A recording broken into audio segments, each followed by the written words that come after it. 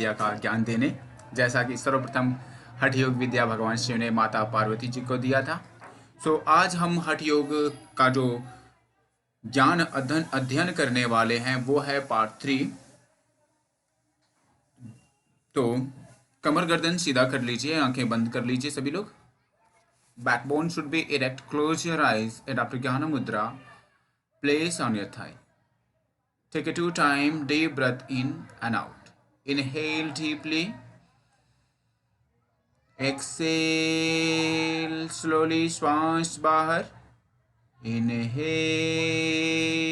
deeply. Exhale completely. Fully concentrate your Agya Chakra. Will inhaling start louder chanting 3 times. Om.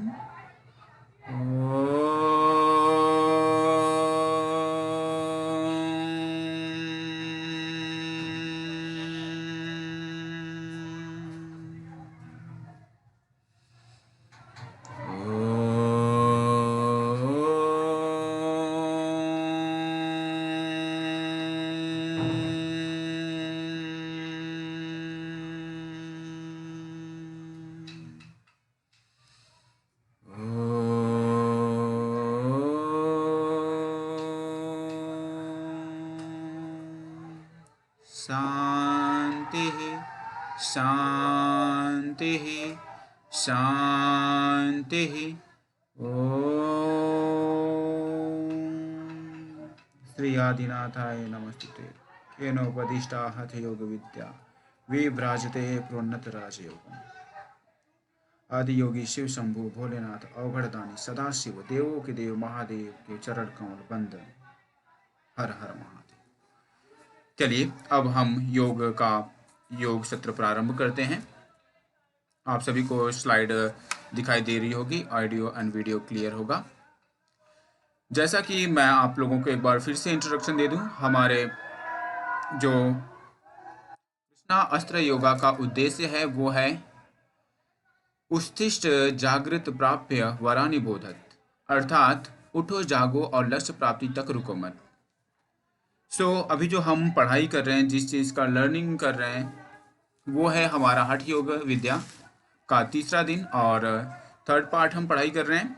तो चलिए अब हम योग की तरफ बढ़ते हैं, ज़्यादा समय बर्बाद ना करते हुए। जैसा कि हमने कल पढ़ाई कर लिया था सिद्धासन तक, आज हम पढ़ेंगे पद्मासन, सिंहासन, वज्रासन। तो हमारा 13वां जो अभ्यास का आसन है उसका नाम है पद्मासन।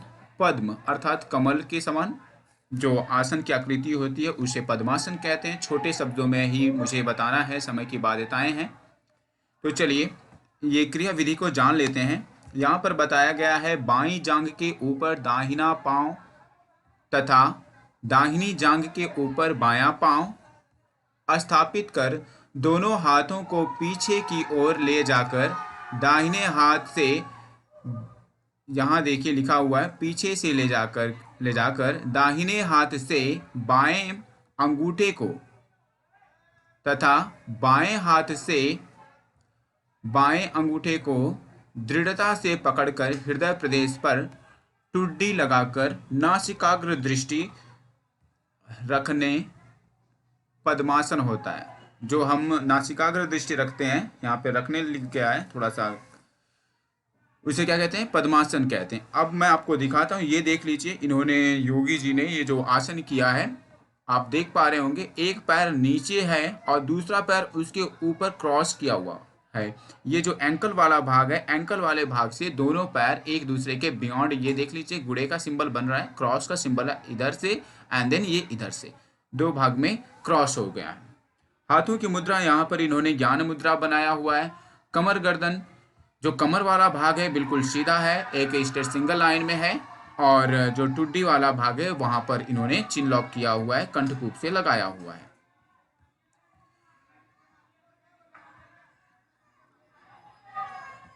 ये यहाँ पर पद्मासन की स्थिति बताई गई है, बट जो यहाँ पर बद्ध पद्मासन की बात की जाती है, सामान्यतः इसे बद्ध पद्मासन भी कहते हैं। सभी प्रकार की व्याधियों और रोगों का नाश करने वाला है। ये जो अभी हम पद्मासन देख रहे हैं, इस पद्मासन को ये बेसिक पद्मासन बताया गया है, बट दूसरा पद्मासन है, ये क्रिया विधि जो बताई गई है, पीछे से ले आकर के पीछे से अंगूठे को पकड़ना है। ये कुछ इस प्रकार से हाथ को पीछे लेकर जाते हैं और घुमा करके अपने पैर के अंगूठे को, टोस को पकड़ते हैं। ये स्थिति क्या है? पद्मासन है, जिसे हम बद्ध पद्मासन भी कहते हैं।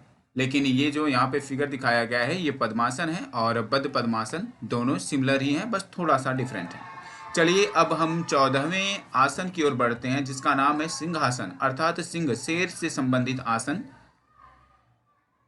जो इस अभ्यास की जो आकृति बनती है वो कुछ शेर की तरह बन जाती है, इसलिए इसका नाम सिंहासन है। अब करने की विधि क्या है? अब हम विधि के ऊपर ध्यान देंगे। चलिए देखते हैं। सिंहासन, दोनों एड़ी अंडकोश के नीचे, जो एड़ी वाला भाग है, जो हमारे हील वाला भाग, वो कहाँ होगा? अंडकोश के नीचे। जो हमारा जेनाइटल ऑर्गन्स है, जो टेस्टिस वाला भाग है, उसके क्या करना है? नीचे शिवनी के दोनों ओर क्या करना है? शिवनी के दोनों ओर। बाई एड़ी को दक्षिण पार्श्व में, जो हमारा लेफ्ट हील है उसे कहाँ रखना है? दक्षिण भाग में, दक्षिण पार्श्व में, दक्षिण मतलब दक्षिण साउथ वाले पार्श्व में रखना है। तथा दाई एड़ी को वाम पार्श्व में, और जो हमारा दाई एड़ी है, राइट हील है, उसे कहाँ रखना है? वाम पार्श्व भाग में लगाएं। वाम अर्थात बाएं साइड, लेफ्ट साइड में लगाना है। इसके बाद दोनों हाथों को घुटने पर रखकर, क्या बता रहे हैं? इसके बाद जब हमने पैरों को, एड़ियों को दाएं और बाएं भाग में लगा लिया, फिर क्या करना है? दोनों हाथों को घुटने पर रखकर सभी उंगलियों को फैलाएं। दोनों हाथों को इस प्रकार से घुटने पर रख लिया और क्या करना है? उंगलियों को फैला लिया। उंगली को फैलाएं। मुख को चौड़ा खोलकर नासिकाग्र दृष्टि करते हुए अच्छी प्रकार स्थिति में मुख को क्या करना है? चौड़ा करना है और नासिकाग्र दृष्टि, इस प्रकार से आपकी दृष्टि होगी। अच्छी प्रकार स्थिर रहें और क्या करना है? एक अवस्था में बिल्कुल इस प्रकार से स्थिर रहना है। ये क्या है? सिंहासन है। चलिए अब जो हमारा 15वां आसन है, जैसा कि मैंने आपको पहले ही अवगत कराया था, हठ योग प्रदीपिका में 15 आसनों का वर्णन किया गया है। तो अब हम लास्ट आसन देखने जा रहे हैं, भद्रासन। भद्रासन, दोनों एड़ियों को अंडकोश के नीचे शिवनी के पार्श्व भाग में रखें। बाईं एड़ी को शिवनी के बाएं भाग में तथा दाईं एड़ी को शिवनी के दाएं भाग में रखकर दोनों पांवों के अग्रभाग को अर्थात आगे वाले भाग को अच्छी प्रकार से पकड़कर क्या करना है? अच्छी प्रकार से पकड़ना है। पकड़कर स्थिर रहें और स्थिर रहें, स्टेबल रहें, रुक जाएं। ठीक है जी। तो यह सभी व्याधियों का नाश करने वाला है। क्या करता है? ये सभी प्रकार के ऑल टाइप ऑफ डिजीज को क्या करता है? खत्म करता है, समाप्त करता है, नाश कर देता है। और इसे ही क्या कहते हैं? भद्रासन कहते हैं। सिद्ध योगी इसी को गोरक्ष आसन कहते हैं, और योगियों में जो सिद्ध योगी हैं वो इसे क्या कहते हैं? गोरक्षासन। अब देख लेते हैं क्रिया विधि कैसे है। अब आप देखिए, दोनों पैरों को आप देख पा रहे हैं, जस्ट जेनाइटल ऑर्गन्स के पास ये हील जो है इनका नीचे की ओर है, अंदर इनसाइड। दोनों हाथों को मोड़ करके ज्ञान मुद्रा बनाकर इन्होंने घुटने पे रखा है। आंखें कोमलता के साथ बंद है। हठ योग का जो हमारा आसनों के बाद अगला क्रम है, उसमें स्वात्मा राम जी ने यमों में मिताहार और नियमों में अहिंसा को श्रेष्ठ माना है। हठ योग में जो यम और नियम की बात की जाती है, 10 यमास 10 नियमास, तो जो यम है, यम बंधने, यम उपमेय, अर्थात जिसकी उपमा दी जाती है वो यम है। चलिए अब हम बात करते हैं यमों में मिताहार। मिताहारस्य च उच्यते, मिताहारस्य उच्यते। मिताहार जो हमारे लिए हितकर भोजन है वो मिताहार है। नियमों में अहिंसा को श्रेष्ठ माना है। नियम, यमा is a self discipline and यमा इज ए पब्लिक डिसिप्लिन। जो पब्लिक के ऊपर लागू हो वो क्या है? यम है। और नियम क्या है? नियमा इज ए सेल्फ डिसिप्लिन, जो हमारे ऊपर लागू हो वो नियम है। ठीक है जी। नियमों में अहिंसा को श्रेष्ठ माना गया है। अहिंसा परमो धर्मः, अहिंसा क्या है? परमो धर्म है। चलिए आगे बढ़ते हैं। हमने जान लिया यमों में मिताहार श्रेष्ठ है, नियमों में अहिंसा श्रेष्ठ है, आसनों में सिद्धासन श्रेष्ठ है। ये पूछ लेगा कि आसनों में श्रेष्ठ कौन सा आसन है, तो आपको बताना पड़ेगा आसनों में सिद्धासन श्रेष्ठ है। अगर पूछ दिया यमों में श्रेष्ठ क्या है, तो आप बताएंगे मिताहार श्रेष्ठ है, मिलान वाला भी दे सकता है। पूछेगा मुद्राओं में श्रेष्ठ क्या है, तो आप बताएंगे मुद्रा में खेचरी मुद्रा श्रेष्ठ है। पूछ दिया प्राणायाम या कुंभक में श्रेष्ठ क्या है, तो आप बताएंगे केवली कुंभक श्रेष्ठ है।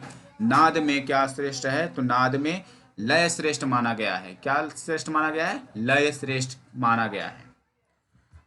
अगले अभ्यास की ओर अब हम बढ़ेंगे। स्वामी स्वात्मा राम जी ने शरीर में 72 नाड़ियों का जिक्र किया है। हमारे ह्यूमन बॉडी में कितनी नाड़ियां हैं? 72,000 नाड़ियां हैं, जो 12 वर्ष तक नियमित रूप से आत्मा का ध्यान करता है। अब इन्होंने बताया है जो योगी 12 वर्ष तक, 1-2 वर्ष तक नहीं, कितने वर्ष तक? 12 वर्ष तक नियमित अर्थात लगातार रेगुलर रूप से आत्मा का ध्यान करता है। किसका ध्यान करता है? आत्मा का। आत्मा क्या है? सोल है।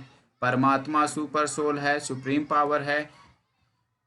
मर्यादित मिताहार भोजन करता है, अर्थात मर्यादित मिताहार, मर्यादित मर्यादा में रह करके। एक भोजन की अवस्था है कि आपको इतना ही भोजन करना है। युक्त आहार विहार से, युक्त भोजन ही मर्यादित भोजन है। तो और क्या करता है? सिद्धासन का अभ्यास करता है। आसनों में सिद्धासन का अभ्यास करता है।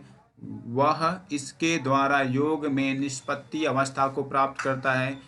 अगर वो व्यक्ति क्या करेगा? सबसे पहले 12 वर्ष तक नियमित अभ्यास करेगा, आत्मा का ध्यान करेगा, मर्यादित मिताहार भोजन करेगा और साथ में सिद्धासन का अभ्यास करेगा, तो क्या होगा? योग में निष्पत्ति अवस्था की प्राप्ति होगी। किसकी प्राप्ति होगी? निष्पत्ति अवस्था की।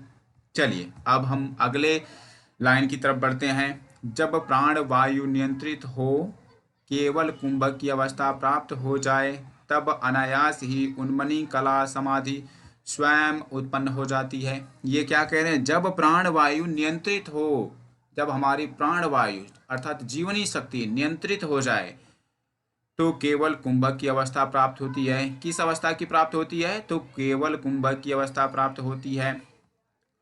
और जब केवल कुंभक की अवस्था प्राप्त हो गई तो अनायास क्या लगता है? अनायास उन्मनी कला समाधि स्वयं उत्पन्न हो जाती है। अनायास अपने आप स्वतः ही उन्मनी कला समाधि उत्पन्न हो जाती है। सिद्धासन के सिद्ध होने पर अनायास ही तीनों बंध लग जाते हैं। ये बताते हैं सिद्धासन आपने अगर कर लिया, आपके सिद्धासन सिद्ध हो गए, तो क्या होंगे? तीनों बंध अर्थात मूल बंध, जालंधर बंध, उद्यान बंध, ये तीनों स्वतः ही लग जाते हैं। अब हम अगले अभ्यास की ओर बढ़ेंगे। सिद्धि अर्थात प्राप्ति क्या होगी, अब इसकी बात करते हैं। ठीक है जी, प्राप्ति। जैसा कि आज हम कुछ करना चाहते हैं या फिर मान लीजिए अगर कोई हम प्रोडक्ट लेते हैं तो उसके बारे में जानना चाहते हैं, अरे हम ये ले रहे हैं, इससे फ़ायदा क्या होगा, बेनिफिट्स क्या है। तो अब जो हमने योग किया है उसके बारे में बताया जा रहा है कि फ़ायदा क्या होगा, सिद्धियाँ क्या हैं। सिद्धि क्या होनी चाहिए? जिससे ब्रह्मचर्य का पालन किया हो, जिसने ब्रह्मचर्य का पालन किया हो। ब्रह्मचर्य को इंग्लिश में सेलिब्रेसी कहते हैं, अर्थात अपने वीर्य की रक्षा करना ब्रह्मचर्य है। जो ब्रह्म में चरण करे, ब्रह्म का आचरण ले, ब्रह्म की तरह अपने आप को ढालने की कोशिश करे, वो क्या है? ब्रह्मचर्य है। सेलिब्रेसी मिताहारी हो, मिताहारी मतलब भोजन संतुलित ले, वो मिताहारी है। मिताहारी से उच्चते अर्थात मिताहारी भगवान शिव को समर्पित करके जो भोजन करे वो मिताहार भोजन है। त्यागी हो अर्थात त्याग करने वाला हो, छोड़ने वाला हो। योग के प्रति पूर्णतः समर्पित हो, योगा के प्रति फुल्ली सरेंडरिंग भाव हो, समर्पण। ऐसा साधक 1 वर्ष या उससे कम अधिक समय में सिद्धि प्राप्त कर लेता है। अगर ऐसा व्यक्ति है तो क्या होगा? 1 वर्ष में या उससे अधिक या उससे कम समय में, ज़्यादा भी 1 वर्ष समय लग सकता है या फिर मान लो 6 महीने में ही उसकी सिद्धि प्राप्त हो सकती है, वो कर सकता है। अब हम मिताहार की बात करेंगे। जैसा कि आपने यहाँ मिताहारी देखा है, अब वही मिताहार आ गया। तो हम इसे श्लोक के माध्यम में पढ़ेंगे, एक साथ बोलने की कोशिश करेंगे, तोड़ तोड़ के बोलने की कोशिश करेंगे, ताकि आप लोग भी बड़े अच्छे से कर सकें और बोल पाएं। सुस्निग्धं मधुरं, सुस्निग्धं मधुराहारश्च, सुस्निग्ध मधुराहारश्च चतुर्थांश विवर्जितः, भुज्यते शिव संप्रीत्ये, भुज्यते शिव संप्रीत्ये, मिताहारः स उच्यते, मिताहारः स उच्यते। चलिए अब हम मिताहार का हमने श्लोक पढ़ लिया। आप लोग भी इस श्लोक को जरूर कंठस्थ करें। ये तो मैं आपको शॉर्टकट में पढ़ा रहा हूँ, बट आप सभी को भी क्या करना है, अपने बुक से भी पढ़ना है, ताकि आपको डीप जानकारी रहे। ये तो शॉर्टकट इसलिए पढ़ाया जा रहा है ताकि आपके ज्ञान में आए, और डीप इसलिए पढ़ना है ताकि आपका जेआरएफ क्लियर हो। चलिए, सुस्निग्ध, सुस्निग्ध तथा मधुर भोजन भगवान शिव को अर्पित कर अपने पूर्ण आहार का चतुर्थांश भाग अर्थात 1/4 भाग कम खाया जाए, उसे मिताहार कहते हैं। सुस्निग्ध, जो मन को भाए, अच्छा हो, हमारे शरीर के लिए पोषण देने वाला हो, वो सुस्निग्ध भोजन होता है। मधुर भोजन अर्थात मीठा भोजन, भगवान शिव को अर्पित, भोजन हमने बना लिया, तेरा तुझको अर्पित, अर्पण क्या लागे मेरा, इस भाव से भगवान शिव को समर्पित कर दिया। अपने पूर्ण आहार का चतुर्थांश भाग, जो आपने एक थाली में भोजन लिया है, मान लीजिए उसे 4 भाग में डिवाइड करते हैं, उसमें क्या करना है, चतुर्थांश विवर्जते, 1/4 भाग कम भोजन खाया जाए, तो उसे क्या कहेंगे, मिताहार कहेंगे। ठीक है जी, 1/4 भाग कम खाया जाए तो उसे मिताहार कहेंगे। आप यहाँ पर देख लीजिए एक योगी का कैसे डाइट होना चाहिए। यहाँ पर कृष्णा सर ने दिखाने की कोशिश किया है अपने पीपीटी के माध्यम से। और रिटर्न टू नेचर, यहाँ पर देखिए केले के पत्ते पर चूल्हे की बनी हुई रोटी, चावल इत्यादि मट्ठे छाछ के साथ भी दिया गया है। चलिए आगे बढ़ते हैं। अब हम जानेंगे पथ्य अपथ्य। सबसे पहले तो मिताहार पूछता है, पथ्य अपथ्य से हमेशा क्वेश्चन आता है, हर बार क्वेश्चन आता है। तो अब हम पथ्य अपथ्य पढ़ेंगे। ठीक है जी, तो देखिए यहाँ पर इन्होंने 2 भागों में डिवाइड किया है। एक तो है पथ्य भोजन और दूसरा है अपथ्य भोजन। दोनों सेम है, देखा जाए ध्यान से, पथ्य अपथ्य, इसमें पथ्य है, इसमें अपथ्य, अ लगा दिया तो अपथ्य हो गया, अ हटा दिया तो पथ्य हो गया। एक हमारे लिए जो भोजन गुणकारी है, जो हमारे श्रेष्ठ योगी के लिए जरूरी है, और अ वाला जो भाग्य है वह योगी के लिए वर्जित किया गया है, इसके बारे में बताया गया है। तो चलिए सबसे पहले हम पथ्य, जो योगी के लिए हितकर भोजन है, उसकी बात करेंगे। गोधूमसालीय व सशिष्ट कसोभना न मच्छिराज्य खंडन विनीत सीताम भूनि शुंठी पटोलक,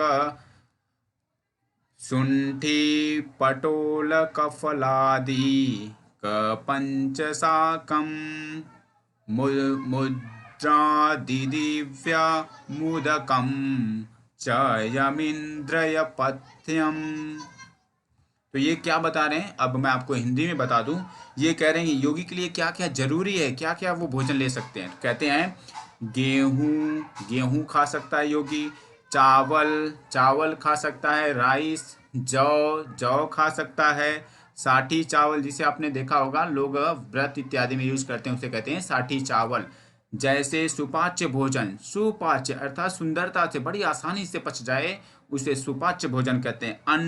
अन्न ले सकता है, दूध मिल्क ले सकता है, घी घृत ले सकता है, खांड चीनी से बनाया जाता है। खांड जो है ये गन्ने का जो पौधा होता है, गन्ने से बनाया जाता है खांड। मक्खन दूध से बनाया जाता है मक्खन। मिश्री चीनी से जो शुद्धतम फॉर्म है वो मिश्री है। मधु अर्थात शहद, जिसे इंग्लिश में हम हनी कहते हैं। शुंठी की बात की जा रही है यहाँ पे। परवल, परवल एक सब्जी है जो आप सभी लोग जानते हैं। जैसे फल आदि, और फल भी खाना है। 5 प्रकार के अन्न साग, अब ये कह रहे हैं 5 प्रकार की क्या करना है, अन्न साग। वो सागों का नाम इन्होंने लिखा, क्या क्या होना चाहिए, जीवंती, बथुआ, चौलाई, मेघनाद, पुनरवा, पुनरवा। अब आप सभी लोग शायद जानते होंगे, जीवंती के बारे में मुझे नहीं पता है, बट बथुआ तो बहुत फेमस है। आप सभी लोग बथुआ का साग जरूर खाया होगा, दाल में भी इसका यूज करते हैं। चौलाई, मेघनाद और पुनरवा। मूंग खा सकते हैं। वर्षा का जल अर्थात जो रैनी वाटर है उसे योगी पी सकता है। योगाभ्यासी को पुष्टिकारक, सुमधुर स्निग्ध। क्या बता रहे हैं, योगी अभ्यासी को, योगाभ्यासी को जो योग करता है नित्य पुनर्, तो उसके लिए क्या है, पुष्टिकारक भोजन जो उसके शरीर को सैष्ठव दे, हेल्थ प्रदान करे। मधुकर, जो शरीर के लिए हृदय को छू जाए वैसा भोजन।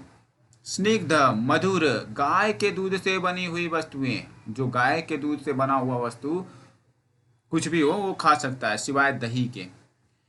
धातु को पुष्ट करने वाला, धातु को पुष्ट करने वाला जो उसका सीमन वाला भाग है वो पुष्ट हो जाए। मनोनुकूल, जो मन को भाए। विदित भोजन करना चाहिए, जो मन को भाता हो योगी को वो विदित भोजन ही करना चाहिए।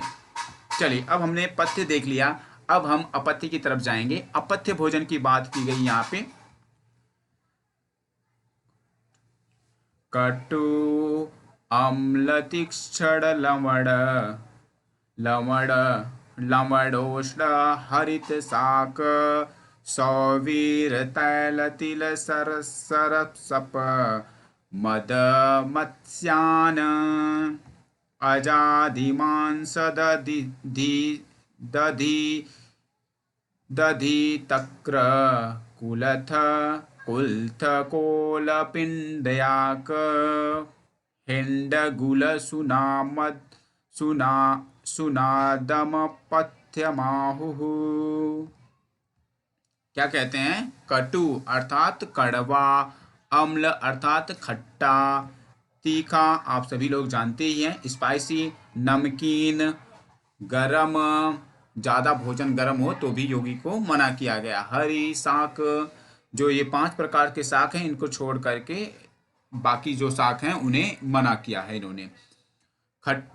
खट्टी भाजी, योगी को खट्टा भोजन करने के लिए मना किया गया। तेल, तेल भी योगी यूज नहीं कर सकता। तिल, तिल के लिए भी मना किया गया है। सरसों, सरसों के लिए भी मना किया गया है। मद, मद अर्थात शराब, वाइन की बात की गई है कि योगी को शराब भी नहीं पीना है। मछली, मछली फिश भी नहीं खाना है। बकरे, जो यहाँ पे आपने अजा देखा था उस, तो अजा का मतलब होता है बकरे का मांस नहीं खा सकता है। दही, जैसा कि मैंने इसमें बताया था, इसमें दही आप खा सकते हैं बट इसमें दही नहीं खा सकते हैं। दही इसमें जो नहीं लेने के लिए बात की गई है, देखिए अपथ्य भोजन में, ये पथ्य भोजन में यहाँ पे दही आ रहा है बट यहाँ पे अपथ्य भोजन में दही नहीं आ रहा है। मांस, दही, छाछ, छाछ भी नहीं ले सकता। कुलथी, कुल्थी के लिए मना किया गया है। कोल, कोल अर्थात बेर, जिसे हम सभी खाते हैं, भगवान शिव के शिवरात्रि के दिन चढ़ाया भी जाता है। खली, खली किसी भी चीज़ का हो, चाहे वो सरसों का खली हो चाहे वो मूंगफली का खली हो, खली के लिए मना किया गया है। हींग, जिसे हम सब्जी में मोस्टली दालों में डाल के यूज करते हैं डाइजेशन को ठीक करने के लिए, भोजन डाइजेस्ट करने के लिए, योगी को हींग भी लेने के लिए मना किया गया है। लहसुन, गार्लिक जो है, गार्लिक के लिए भी मना किया है इन्होंने। अपत्य भोजन है ये गार्लिक, लहसुन। साधकों के लिए अपत्य कारक हैं, अगर ये साधक लेता है तो ये उसके लिए ठीक नहीं, ये क्या है, अपत्य कारक है।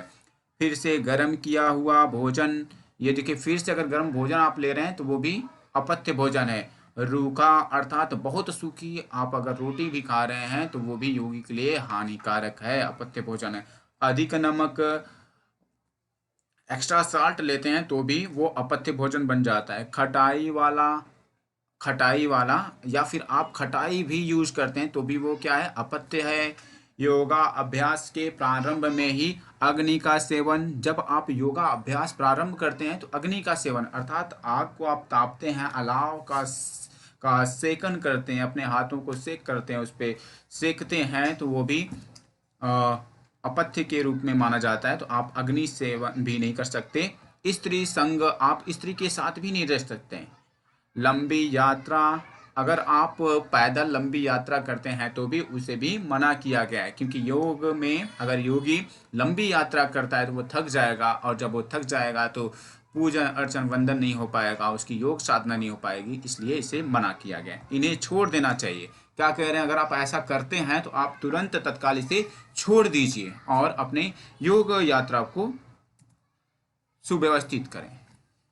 अब चलिए, अब हमने जो भी बात किया है ये था हमारे श्री सुरेश्वरात्माराम जी के अनुसार। अब गोरक्षनाथ के अनुसार, जो योगियों में श्रेष्ठ गोरक्षनाथ जी का नाम भी बहुत काफ़ी माना जाना है, तो ये क्या कहते हैं, इनके अनुसार अपथ्य क्या है, दुर्जनों का स्थान, जहाँ पर शराबी लोग रहते हैं, दुष्ट प्रवृत्ति के लोग रहते हैं, उस स्थान को योगी को तुरंत त्याग देना चाहिए।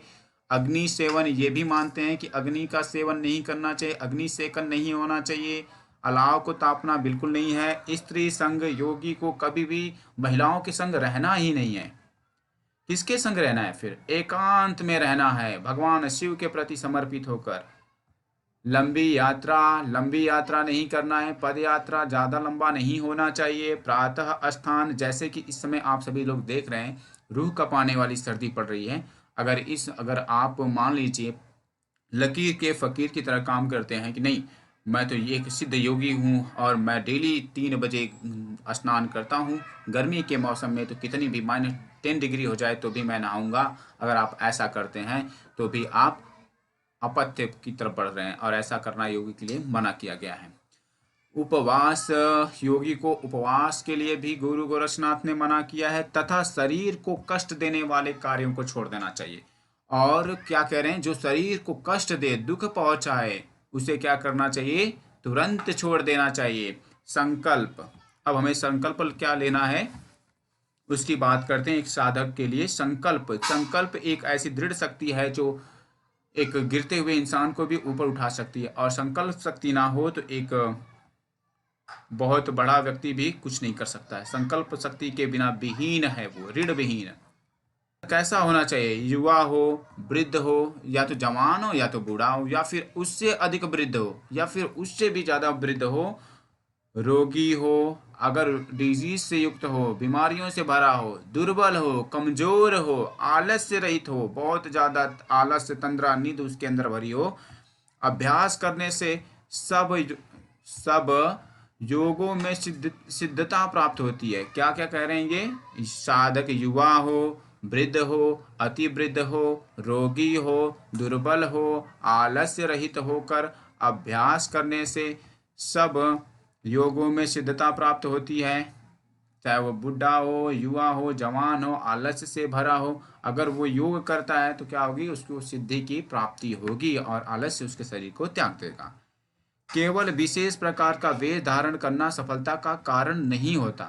ये क्या कह रहे हैं कि बाहरी आडंबर दिखावा नहीं करना है, ये सिर्फ वेश धारण कर लें और सोचिए कि सफलता प्राप्त हो जाए, तो कभी भी सफलता ऐसे प्राप्त नहीं हो सकती। सफलता प्राप्त फिर किससे होगी, अभ्यास से। जैसा कि भगवान श्री कृष्ण कहते हैं, अभ्यास से न तो कौन्तेय, अभ्यास से ही हम सब कुछ कर सकते हैं।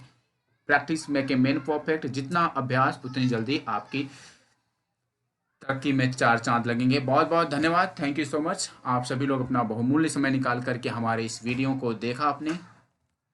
आप सभी से अनुरोध विनती है कि आप सभी लोग हमारे वीडियो को देखें, शेयर करें, लाइक करें, कमेंट करें और सब्सक्राइब भी करें। आप कुछ बताना चाहते हैं, कुछ कहना चाहते हैं, तो आप सभी लोग अपनी बातों को हमारे सामने रख सकते हैं। कमेंट मुझे इसलिए चाहिए ताकि मैं और अपने स्किल को डेवलप करूं और आपके लिए और अच्छा से अच्छा प्लेटफॉर्म तैयार कर सकूं। जैसा कि आप सभी को PYQ भी आपको दिया जाएगा, यूट्यूब पे वीडियो भी दिया जाएगा, इसके बाद क्वेश्चनिंग आंसरिंग का भी सेशन रखा जाएगा।